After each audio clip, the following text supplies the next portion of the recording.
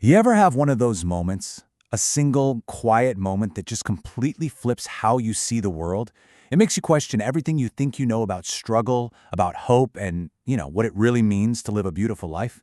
Well, this is a story about a moment just like that. So picture this. I'm in a university library during a holiday break. It's almost totally empty. You know that kind of deep, study quiet that lets you really just sink into your own head? It was like that. And then the door creaks open. In he comes. He navigated the room with this practiced ease, his cane tapping lightly in front of him, the other hand kind of grazing the tables as he walked. He finds an empty spot, sits down, and pulls out two things: a Braille book and this curious black machine I'd never seen before. And the intensity on this guy. Wow.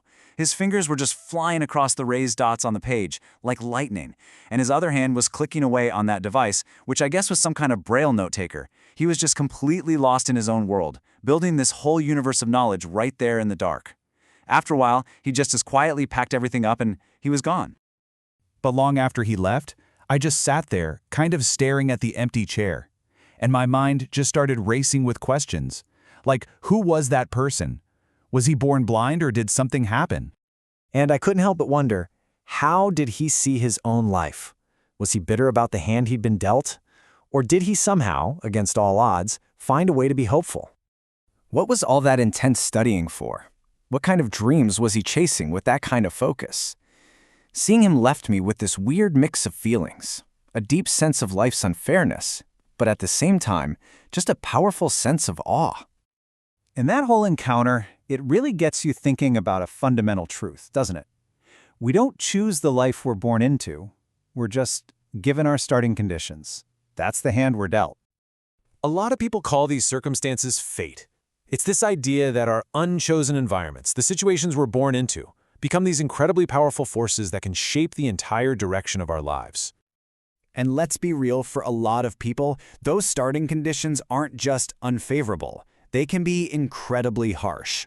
But, and this is so important, history is filled with stories of people who refuse to let their circumstances write their final chapter. They understood that, yeah, life might deal the cards, but they were the ones who got to play the hand. And if you want one of the most powerful examples of this, you don't have to look any further than the man they called the Peanut Doctor, George Washington Carver. I mean, just look at the contrast here.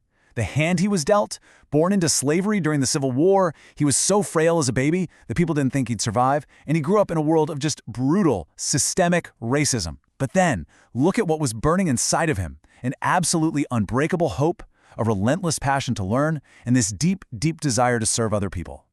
His whole life was an uphill battle. As a boy, he'd walk for miles just to find a school that would even let him in, doing whatever odd jobs he could find to get by. He worked hard enough to get into Highland University, only to show up on the first day and be turned away, simply because he was black. But he didn't quit. He eventually became the first black student at Simpson College, worked his tail off, and became a scientist known all over the world.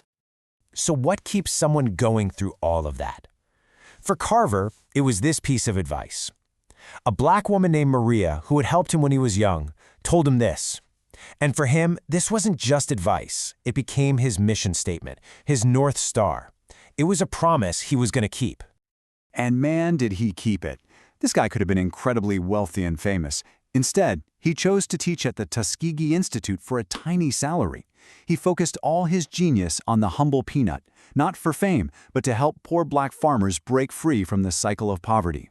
He came up with hundreds of products, but gave the patents away for free to anyone who could use them. His entire life was one big act of service. Carver's story is just incredible. But this theme of persistence, of just refusing to quit, it's not unique to him. It pops up in stories all throughout history. Let's take a look at another one, a much older one, about a man who just would not give up hope. 38. I want you to just think about that number for a second. For 38 years, a man was trapped by his illness, waiting by a legendary pool, hoping for just one shot at a miracle.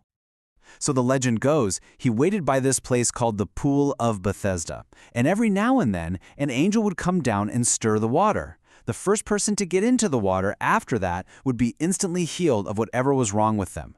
But year after year, he failed. Someone always got in before him. He was never fast enough. But here's the thing. He kept trying. He never ever stopped hoping. And the story says that one day, Jesus saw him there, saw his 38 years of effort, of not giving up, and healed him right on the spot. So you see, his miracle didn't come from being the fastest person into the pool. It came because his struggle was finally noticed. His persistence paid off. So, we have the scholar in the library, a world-changing scientist, a man who waited for decades. What's the thread that ties all of them together? It all comes together in one final, really important takeaway. It really boils down to that old saying, doesn't it? It's not about just sitting around waiting for a miracle to drop out of the sky. It's about understanding that our own willpower, our own effort, that's what actually invites change into our lives. Our will to act is the most powerful tool we have. So, here's the bottom line. A beautiful, meaningful life isn't something that just happens to you over time. It's not a gift. It's the fruit of effort. It's planted with tears and grown with the sweat of hard work. It's something you have to earn. We're all dealt a hand. Those are our given circumstances, and we can't change them. But how we play that hand, the mindset we choose, the effort we give, the hope we refuse to let die, that is where all our power lies. So I guess the only question left is, what will you choose to build with the hand you've been dealt?